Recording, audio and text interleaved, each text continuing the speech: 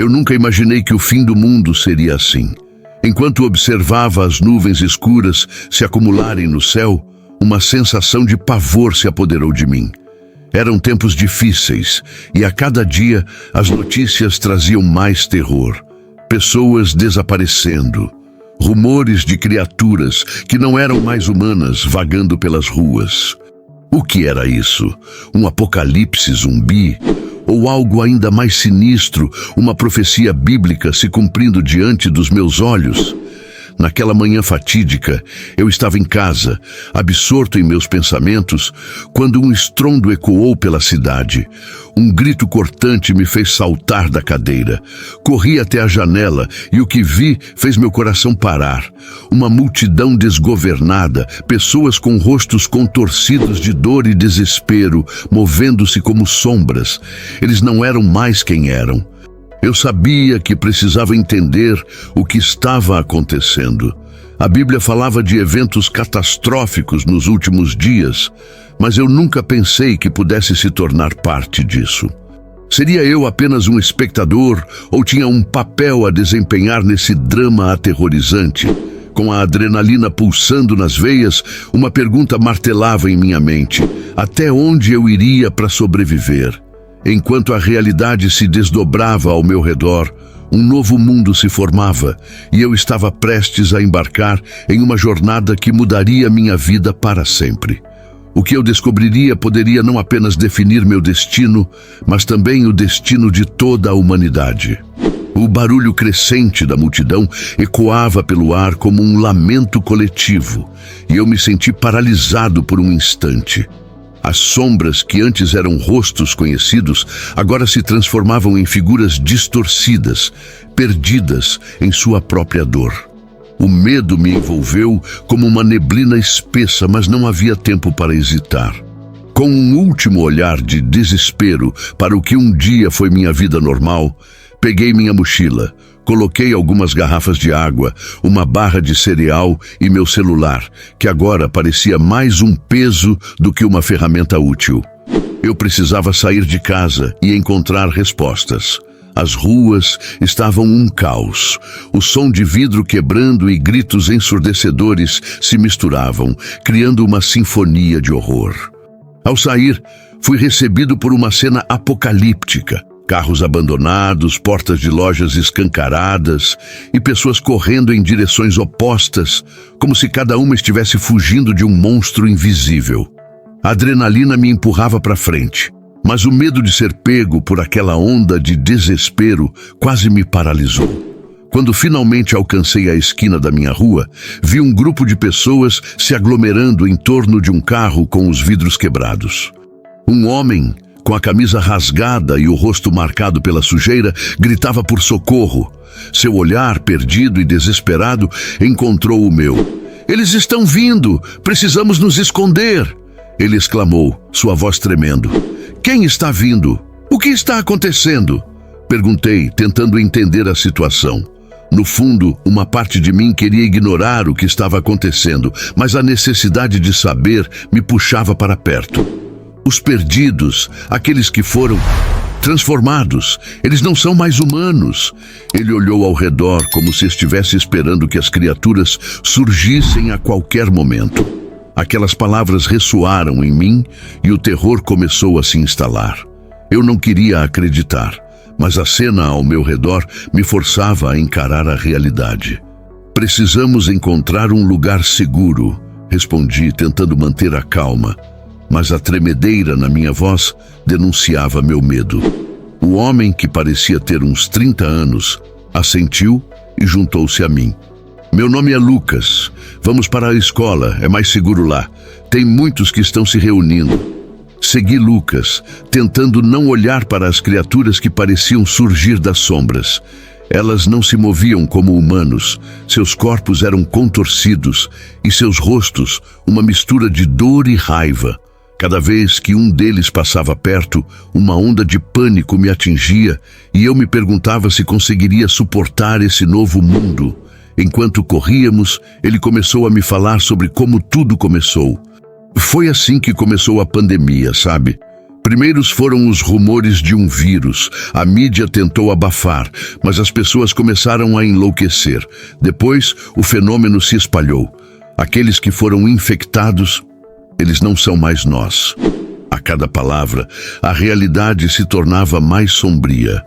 O que havia sido uma discussão teórica em um programa de TV se tornava um pesadelo palpável. O horror estava ali, à vista, e eu não tinha certeza se conseguiria suportar. Chegamos à escola, que agora parecia uma fortaleza improvisada. Havia barricadas de móveis e pessoas armadas com o que podiam encontrar. Algumas estavam claramente em pânico, enquanto outras tentavam manter a ordem. Um grupo de jovens se reunia em torno de uma mesa, discutindo estratégias. Um deles, uma mulher com um olhar determinado e cabelo preso em um coque bagunçado, notou nossa chegada. "Quem são vocês? O que aconteceu lá fora?" Ela tinha uma voz firme que impunha respeito. Lucas e eu estávamos na rua. A multidão, eles estão mudando, eu disse, tentando articular a confusão que sentia. Precisamos de mais pessoas para ajudar, quanto mais melhor. Mas temos que agir rápido, ela disse, virando-se para organizar o grupo. Se eles descobrirem onde estamos, não teremos chance. Enquanto a tensão aumentava, percebi que estava prestes a fazer parte de algo maior do que eu poderia imaginar. Mas, ao mesmo tempo, a incerteza e o medo de perder o controle sobre minha vida me consumiam. As pessoas ao meu redor eram estranhas, mas, naquele momento, éramos todos unidos pelo mesmo medo e pela mesma necessidade de sobrevivência. Enquanto a noite caía e as sombras se alongavam, uma nova realidade se estabelecia. Eu estava prestes a enfrentar o maior desafio da minha vida, e a única certeza que tinha era que, de alguma forma, eu precisava encontrar um propósito nesse caos. O destino da humanidade parecia estar em jogo, e talvez eu tinha um papel a desempenhar. As horas passaram enquanto a noite se aprofundava, e a escola, transformada em refúgio, tornou-se um caldeirão de nervosismo e medo. O grupo, agora coeso, estava em constante movimento, verificando barricadas, distribuindo suprimentos e tentando manter a moral elevada. Mas a sensação de que algo estava prestes a acontecer pairava no ar. Eu tentei me envolver, ajudando onde podia, mas a ansiedade crescia em meu peito como um peso insuportável. Foi então que o alarme soou. Um som agudo e penetrante que fez o coração de todos disparar. O alerta ecoou pelos corredores e a tensão tomou conta do ambiente. O olhar da mulher que havia nos recebido, agora chamada de Clara, se fixou em mim. "Precisamos verificar o que está acontecendo. Todos para as janelas", ela comandou, sua voz ressoando com uma autoridade que eu não sabia que possuía. Corri para a janela mais próxima e olhei para fora. A cena era aterradora. Uma horda de figuras distorcidas se aproximava, movendo-se como sombras sob a luz da lua. Os gritos e o alvoroço da multidão se transformaram em um rugido ensurdecedor. A adrenalina disparou em meu corpo enquanto eu observava aquelas criaturas se aproximando, seus rostos contorcidos em expressões de pura fúria. "Eles encontraram o caminho até nós", gritou Lucas, sua voz cortante como o vidro quebrado. "Precisamos fazer algo." Clara não hesitou. "Vamos preparar as barricadas. Algumas pessoas devem ficar aqui para proteger a entrada. Os demais, peguem o que puderem e preparem-se para a luta." Seu comando galvanizou o grupo e o pânico começou a se transformar em determinação. Eu sabia que precisava ajudar, mas a ideia de enfrentar aquelas criaturas me paralisava. O medo era esmagador e tudo o que eu queria era me esconder. Mas ao olhar para os rostos ao meu redor, pessoas assustadas, mas decididas, algo dentro de mim começou a mudar. Eles estavam prontos para lutar. E eu não podia ficar parado esperando o inevitável. Com um profundo suspiro, peguei uma barra de ferro que estava jogada ao lado de uma das mesas e me juntei aos outros. O som das criaturas se aproximando se intensificava e a atmosfera estava carregada de tensão. Clara organizou as pessoas em pequenos grupos e eu fui colocado ao lado de Lucas. Seja rápido e preciso, ele me disse, sua voz tensa, mas firme. Não pense muito, apenas haja. Então, o impacto aconteceu. As criaturas arrombaram a porta de entrada com um estrondo ensurdecedor, e a sala ficou em silêncio por um breve momento antes que um grito ecoasse. Elas avançaram, seus olhos vazios e famintos, buscando presas. O pânico tomou conta das pessoas, mas Clara gritou para que todos mantivessem a calma. Num impulso, avancei para o primeiro ser que atravessou a porta. Eu não pensei, apenas agi, brandindo a barra de ferro. O golpe foi certeiro e a criatura caiu, mas a sensação de que aquilo não era real me atingiu como um soco no estômago. O horror estava ali, diante de mim, e eu tinha acabado de ferir algo que não era mais humano, se é que um dia havia sido. Mas a adrenalina me impulsionou. O que importava agora era a sobrevivência. Ao meu redor, as pessoas começaram a se unir, atacando as criaturas que entravam, lutando com uma ferocidade que eu não sabia que possuíam. O medo ainda estava lá, mas agora havia algo mais. Coragem. A luta parecia interminável, mas em meio ao caos, comecei a perceber que não estava sozinho. Estávamos todos juntos, enfrentando a tempestade. Enquanto a batalha se desenrolava, eu sentia o peso da barra de ferro em minhas mãos, como se fosse uma extensão de minha vontade de sobreviver. Cada movimento se tornava mais fácil, e a incerteza se transformava em determinação. O que antes parecia um pesadelo, agora era uma luta pela vida. E, inexplicavelmente, eu sentia que fazia parte de algo maior. Quando o último grito ecoou e as criaturas foram finalmente contidas, um silêncio pesado caiu sobre nós. Todos estavam ofegantes, cobertos de suor e sangue, mas vivos. Havíamos sobrevivido a um confronto que parecia impossível. O chão estava coberto de corpos, mas a sensação de triunfo e alívio era palpável. Eu olhei para Clara e nossos olhares se encontraram. Um entendimento silencioso sobre o que havíamos enfrentado e superado. Ainda havia muito a ser feito, e a batalha estava longe de terminar. Mas naquele momento eu percebi que tinha descoberto uma força dentro de mim que nunca soube que existia. E enquanto a noite se aprofundava, sabia que juntos enfrentaríamos o que viesse a seguir. Enquanto o silêncio pesado pairava sobre o grupo, uma nova sensação começou a se infiltrar em meu coração. Era como se, após o clímax da batalha, estivéssemos prestes a enfrentar um novo desafio. Não apenas o exterior, mas algo mais profundo. As feridas não estavam apenas na pele, mas também na alma. Olhei para os rostos ao meu redor e percebi que a luta não se limitava a sobreviver às criaturas, mas também ao que essas experiências começavam a revelar sobre nós mesmos.